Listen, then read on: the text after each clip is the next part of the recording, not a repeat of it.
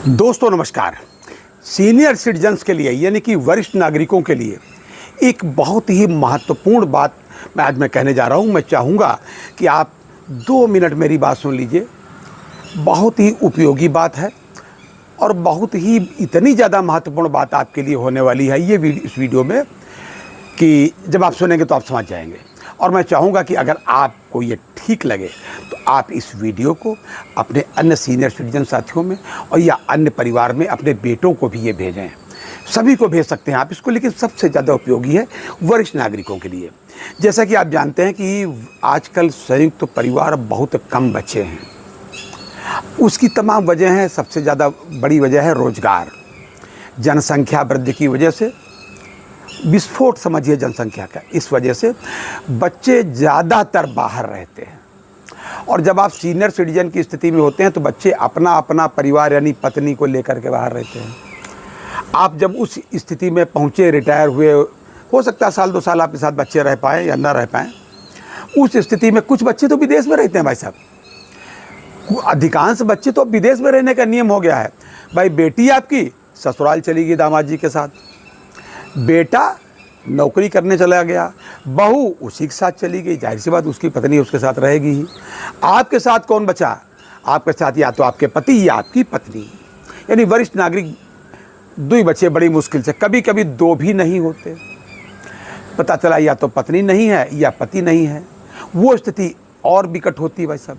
ऐसी स्थिति में क्या होता है, देखिए सामान्य आदमियों की तो बात अलग है, वो तो बड़ी ही दुर्दशा को प्राप्त हो जाते हैं। जो थोड़ा पैसे वाले लोग हैं वो नौकर रख लेते हैं, उनके लड़के विदेशों से पैसा भेजते हैं और कर्मचारी घर पे रख लेते हैं और वो उनकी देखभाल करता है। खाना बनाने के लिए कोई दूसरी आती है, कोई मतलब कर्मचारी रख ली जाती है या रख लिया जाता है, जैसा भी स्थिति होती है। ये स्थिति आजकल अधिकांश जगह चल रही भाई सब शहरों में तो अधिकांश जगह।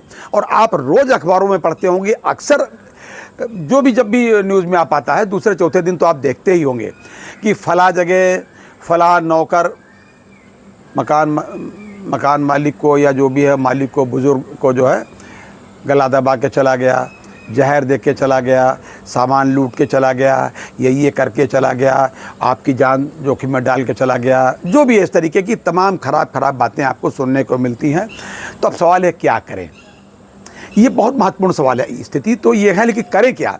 तो मेरा आपसे हाथ जोड़ करके एक ही निवेदन है कि कुछ ऐसी बातें होती हैं जिनको लोग महत्व नहीं देते, और सरकारी नियम भी उसका बना हुआ है कि जब कभी भी आप अपने यहाँ कोई कर्मचारी रखें, कोई भी कर्मचारी भाई साहब टेम्परेरी भी अगर रखें, कुछ भी दिनों के लिए रखें, तो आप उसका पुलिस वेरिफिकेशन जरूर कराएं, पुलिस में उसका रिकॉर्ड जरूर दर्ज कराएं जी। और पुलिस में ये भी दर्ज कराएं कि ये किस हैसियत से ये काम करेगा, 24 घंटे रहेगा कि नहीं रहेगा, घर पर रात में रुकेगा कि नहीं रुकेगा, या वर्किंग आवर्स इसके क्या होंगे, ये पुलिस को अवश्य बताएं। देखने में अमूमन लोग समझते हैं अरे यार पुलिस के पचड़े में नहीं पड़ना चाहिए।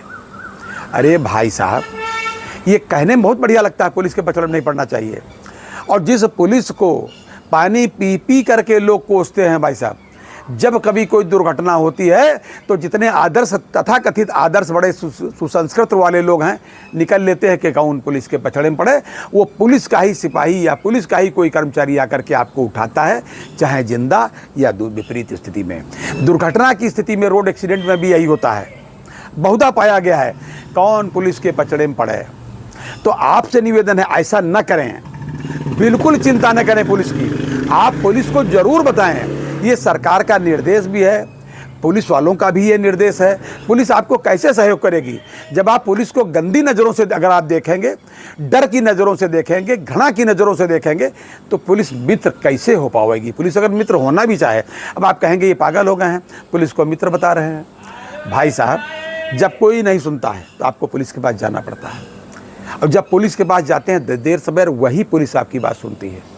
हो सकता है कि अक्सर पुलिस वाले कुछ आ गए हों, ऐसे गड़बड़ आ गए हों जो आपकी बात न सुनते हों, देर में सुनते हों, बेईमान हों। ये समाज से ही प्रभावित लोग होते हैं। पुलिस वाले कहीं विदेश से नहीं आते, ये भी हमारे आपके परिवार के ही लोग होते हैं जो पुलिस में भर्ती हो जाते हैं। अरे भाई, एक परिवार में कोई आदमी स्कूल में अध्यापक हो गया, कोई बैंक में नौकरी करने आ गया, कोई इंजीनियर हो गया, कोई कुछ हो गया। तो वो भी समाज से आते हैं। तो पुलिस को घृणा के दृष्टिकोण से ना देखें, सहयोगी के दृष्टिकोण से देखें।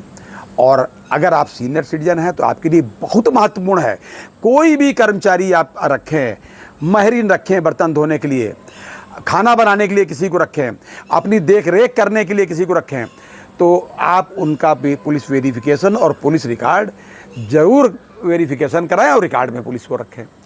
एक लास्ट में चलते चलते मैं पिछले वीडियो में भी आपको बता चुका हूं, एक तो अपने मोबाइल की लोकेशन हमेशा ऑन रखें, कभी भी उस पर जो है लोकेशन को ऑफ नहीं करें।